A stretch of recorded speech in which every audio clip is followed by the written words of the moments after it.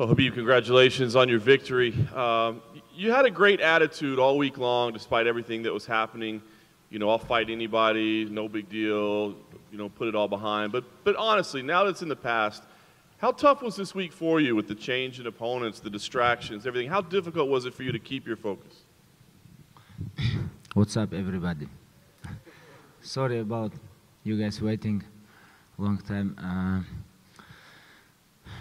You know, like, if you cannot beat anyone in this division, like Max Holloway, Quinta, or Tony Ferguson, you know, like, you make weight, you already do very good training camp, you ready, and now, if you're gonna talk about, oh, this guy different stylistic guy, you know, I need like couple months for training for this guy, how you can call yourself champion?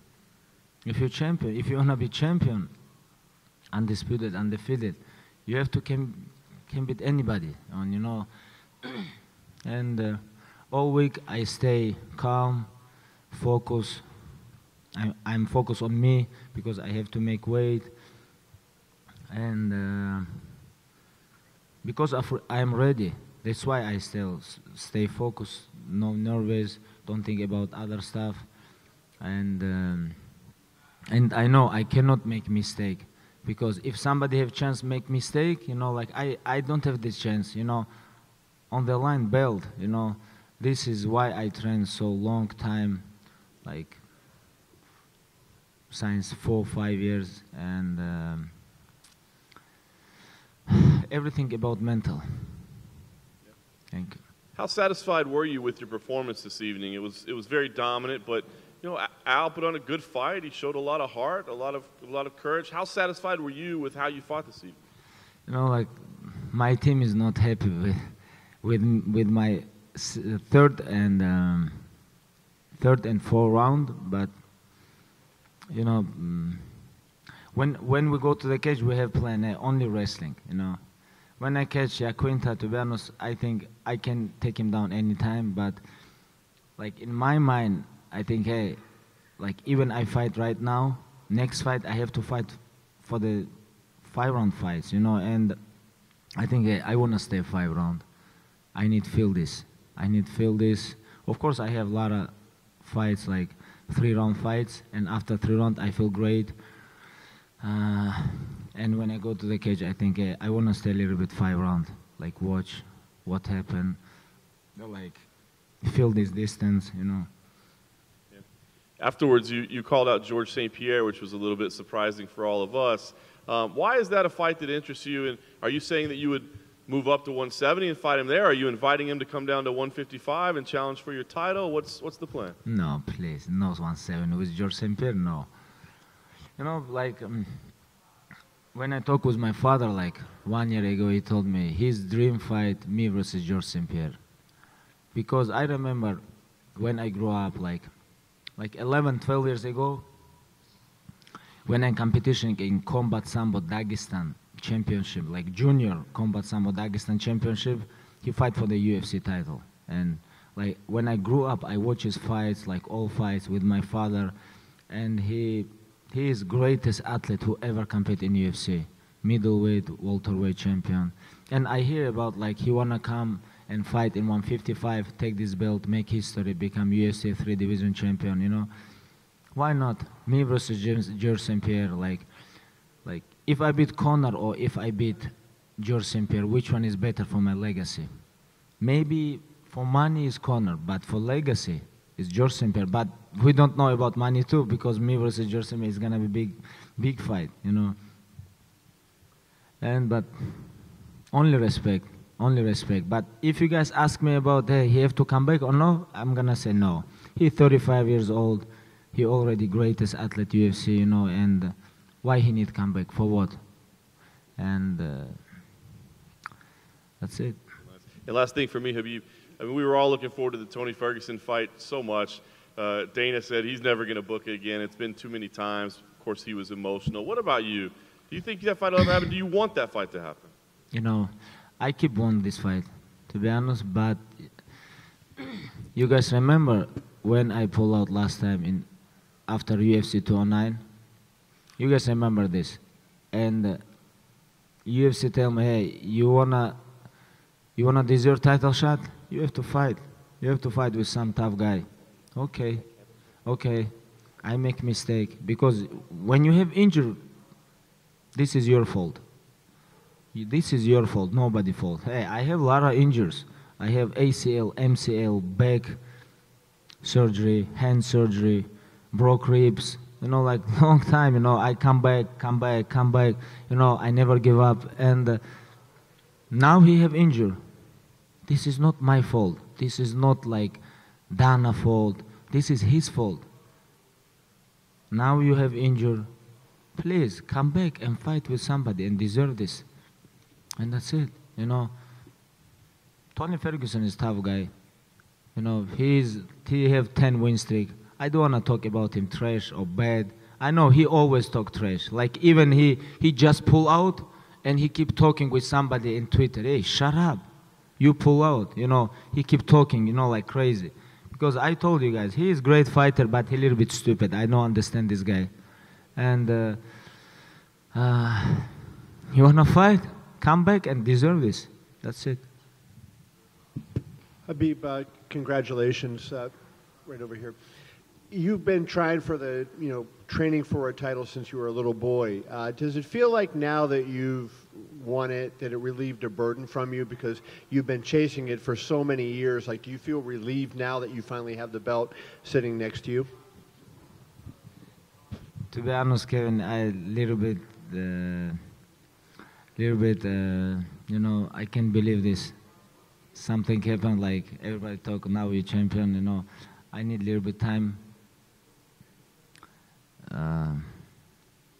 Yes, I have very long way, you know, like I'm trained all my life with my father, you know, like come here, sign contract, last 6 years, more than 6 years I'm with the UFC, you know.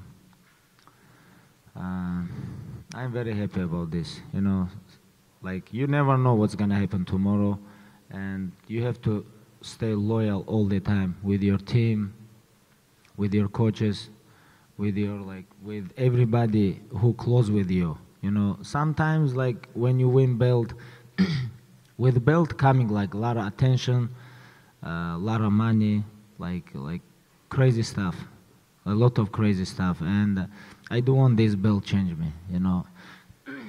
I want to stay focused. Like next month is Ramadan coming. I want to, after Ramadan, beginning training and come back this year and defend this title. You know, like I'm a little bit worried about this belt because sometimes you think, oh, now like you're UFC champion, like a lot of stuff, but I'm a little bit scared about this. I don't want to change. I want to be same Khabib, like before belt and after belt. And this is not about me, this is about all people around me. Did you have a chance to speak to your dad tonight? And if you did, what did he have to say? Yes, I already speak with him like a little bit. He say, he talk about my jab, you know, like, what are you doing, you know, because like striking is not game plan tonight. We have game plan, pressure, take him down, you know, work on ground, but sometimes, you know, I feel I'm more faster than him, and I want to use this because when you do something inside the cage, like 25 minutes inside the cage, it's more good for you than you training like 10 weeks maybe outside, like in the gym, you know. It's different. It's experience is different, you know. And I want to feel this because I have upcoming fights like even George St. Pierre, Conor, or Tony, doesn't matter. All these guys tough, and I have to be ready for everything. And that's why I use a little bit jab. And okay, I'm faster than him, and I try to use, but my team is not happy about this. And my last question for you, did the events of Thursday make you more or less interested in wanting to fight Conor for the title at some point? Yes, why not? Hey, we have to finish this beef. beef, chicken or something like this. He have to stop eat Burger Kings and, you know, you wanna fight, come. I told you guys, we're gonna make him humble. I told you guys, I'm gonna change this game, you know. And now only one champion. No more fake champions, no more champion who never defend his title or something like this. Now UFC have champion, and this champion wanna defend his title. You wanna fight? Come here. Inside the cage, come. Outside the cage, let me know without camera, without like all this media or like this, like man, you know, like he come when a lot of security here, outside the bus, inside the bus, security here, don't let me go out. Like he tried to, hey, come out like this, like, why you need this show up? Like, let me know, and that's it, anytime. You're scared the belt could change you, and I know you've said in the past that you don't really like the amount of attention and how famous you are back home. I assume now that you have this belt, that attention is going to get even bigger. How are you going to handle that? It's a very good question. I don't know. I think we're gonna see. But first of all, I have to go back, Russia. Tomorrow we have very long flight. We'll see. And we're talking about Tony, Connor, George St. Pierre. Do you think at the end of the day you're undefeated? You want to continue this run going? Do you think you fight all these guys before your career's over? I don't know, to be honest. I don't know. We'll see. Who is number one contender? Let's go. Hi, over here on your left. Going back to this fight, if you could walk us through that very first takedown that you hit in the first round where you managed to get his ankle or his foot and managed to scoop off, because it seemed like he defended that very well. Can you walk us through that if you remember it? Can you give us the details on that very first like takedown? how I take him down? Yeah. Just catch him. Like, to be honest, I didn't remember everything. I remember like single leg, take him down. Put his leg up. Yeah. Now understand. Okay, this is freestyle wrestling technique, and Quinta is a tough guy. He have very good defense, like very good chin. He had a lot of jabs, and like about technique. I like take down people, I think. What do you think about this? That leads into my next question, which is in rounds 3 and 4, which your coach and team isn't happy with. It seemed to some of us, we thought it might be you really are trying out new things. You were jab and move for a round in round 3, and then fight in bursts for round 4, trying out things that you haven't done before to get experience with them in the cage. Was that what was going through your head? You said you already wanted to get 25 minutes and all that. Was it to also try new techniques? I think it's because this week I watched too much Muhammad Ali and Fraser fight. I think that's why, because like only great fights make you a great athlete, I think that's why I try to a little bit like move Muhammad Ali, but I have to watch how I move, like jab, jab, move, jab, jab, not hard punch, jab, jab, move, jab, sometimes take down, jab, move.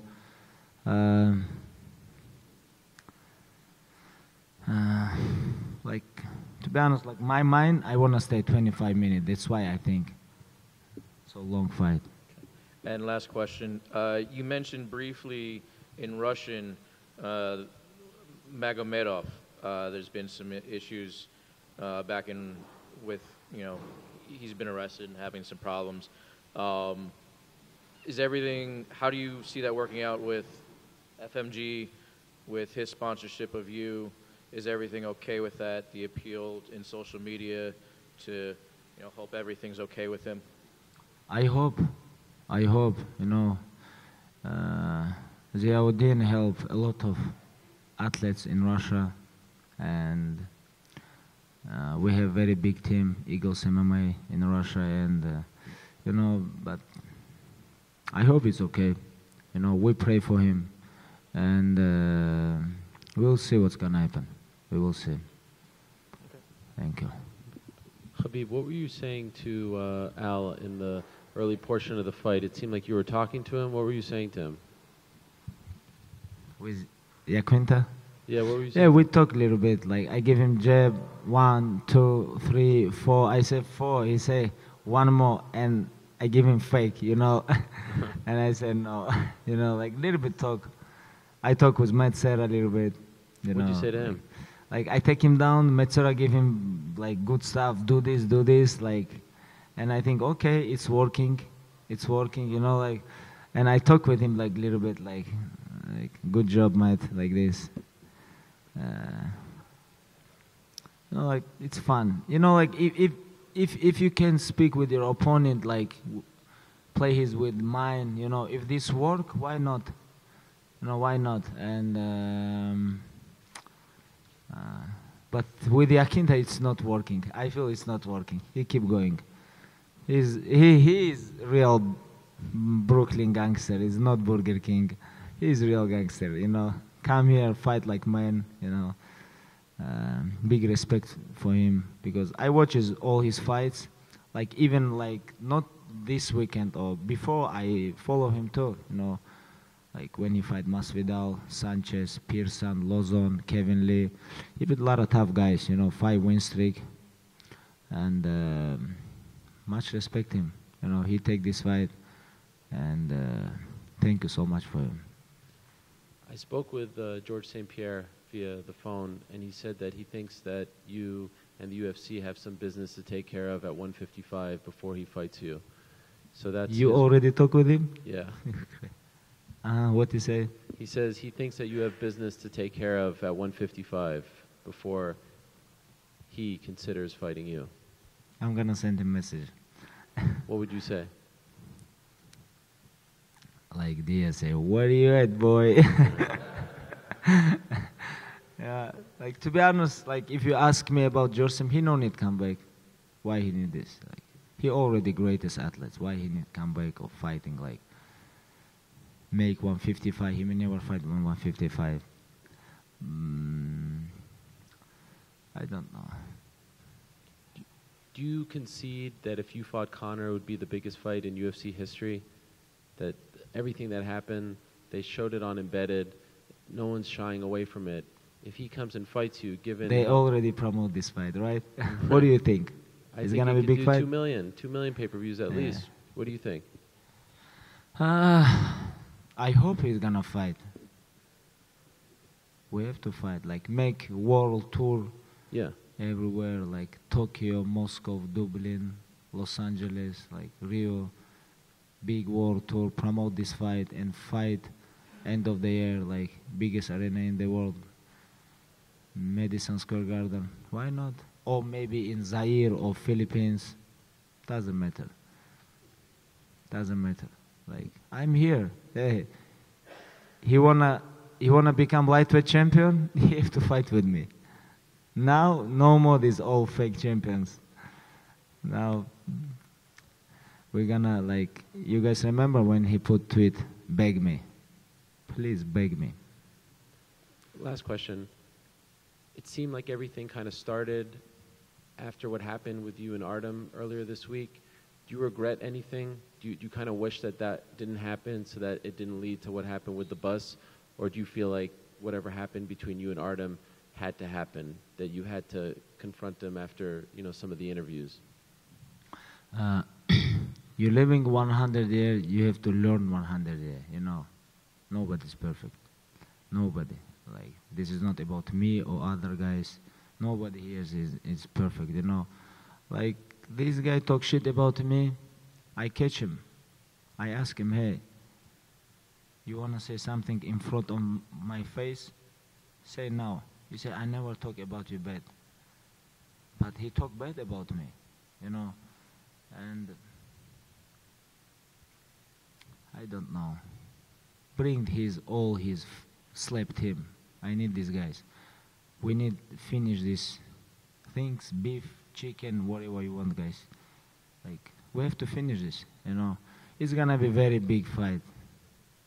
It's gonna be very big fight, I think. Let's go. I am ready for this, you know. November, September in Moscow, November, New York, like anytime. Let's go. Let's fight in Africa or somewhere. I'm here. Thank you.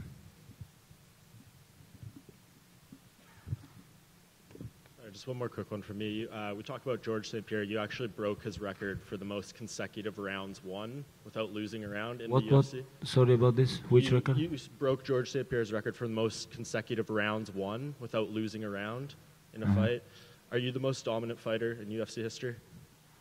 I don't know. I first time hear this. Like. What do you think?